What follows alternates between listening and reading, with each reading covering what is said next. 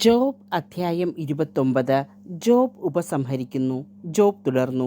ദൈവം എന്നെ പരിപാലിച്ചിരുന്ന പഴയ കാലങ്ങളിലെ പോലെ ഞാൻ ആയിരുന്നെങ്കിൽ അക്കാലത്ത് അവിടുന്ന് തൻ്റെ ദീപം എൻ്റെ ശിരസിന് മുകളിൽ തെളിക്കുകയും ഞാൻ അവിടുത്തെ പ്രകാശത്താൽ അന്ധകാരത്തിലൂടെ നടക്കുകയും ചെയ്തു. ഞാൻ എൻ്റെ ശരത്കാല ദിനങ്ങളിലെ പോലെ ആയിരുന്നെങ്കിൽ അന്ന് ദൈവത്തിൻ്റെ സൗഹൃദം എൻ്റെ കൂടാരത്തിന്മേൽ ഉണ്ടായിരുന്നു. സർവശക്തൻ എന്നോടുകൂടെ ഉണ്ടായിരുന്നു. എൻ്റെ സന്താനങ്ങൾ എനിക്ക് ചുറ്റുമുണ്ടായിരുന്നു. എൻ്റെ പാദങ്ങൾ പാലുകൊണ്ട് കഴുകി. പാറ എനിക്ക് വേണ്ടി എണ്ണ പകർന്നു തന്നു. ഞാൻ നഗരകവാടത്തിന് പുറത്തു വന്നു. പൊതുസ്ഥലത്ത് ഞാൻ എൻ്റെ ഇരിപ്പിടമൊരുക്കി. യുവാക്കൾ എന്നെ കണ്ട് പിൻവാങ്ങി. വൃദ്ധർ എഴുന്നേറ്റ് നിന്നു. പ്രഭുക്കൾ വാ പൊത്തി മൗനം ഭജിച്ചു. ശ്രേഷ്ഠർ ശബ്ദമടയ്ക്കുകയും അവരുടെ നാവ് അണ്ണാക്കിനോട് ഒട്ടിച്ചേരുകയും ചെയ്തു.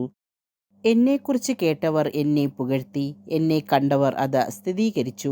എന്തെന്നാൽ നിലവിളിക്കുന്ന ദരിദ്രനെയും നിരാശ്രയനായ അനാഥനെയും ഞാൻ രക്ഷിച്ചു. നശിക്കാറായിരുന്നവർ എന്നെ അനുഗ്രഹിച്ചു. വിധവയുടെ ഹൃദയം ആനന്ദഗീതം ആലപിക്കാൻ ഞാൻ ഇടയാക്കി. ഞാൻ നീതി അണിഞ്ഞു, അതെന്നെ ആവരണം ചെയ്തു. നീതി എനിക്ക് അങ്കിയും തലപ്പാവുമായിരുന്നു. ഞാൻ കുരുടന് കണ്ണുകളും മുടന്തന് കാലുകളുമായിരുന്നു. ദരിദ്രർക്ക് ഞാൻ പിതാവായിരുന്നു. എനിക്ക് അപരിചിതനായവൻ്റെ വ്യവഹാരം ഞാൻ നടത്തി.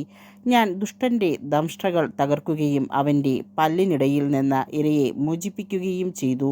അപ്പോൾ ഞാൻ വിചാരിച്ചു, ഞാൻ എൻ്റെ വസതിയിൽ വെച്ച് മരിക്കുകയും മണൽത്തരി പോലെ എൻ്റെ ദിനങ്ങൾ വർദ്ധിപ്പിക്കുകയും ചെയ്യും.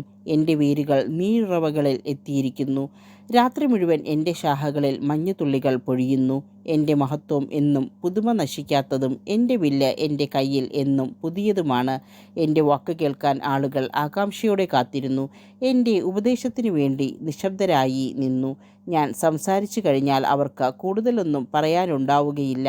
എൻ്റെ മൊഴികൾ അവരുടെ മേൽ ഇറ്റിറ്റു വീണു. മഴയ്ക്കെന്ന പോലെ അവർ എനിക്ക് വേണ്ടി കാത്തിരുന്നു. വസന്തവൃഷ്ടിക്ക് വേണ്ടി എന്ന പോലെ അവർ വായ് തുറന്നിരുന്നു. ധൈര്യമറ്റ അവരെ നോക്കി ഞാൻ പുഞ്ചിരിച്ചു. എൻ്റെ മുഖപ്രസാദം അവർ അവഗണിച്ചില്ല. ഞാൻ അവർക്ക് വഴികാട്ടിയും നേതാവുമായി.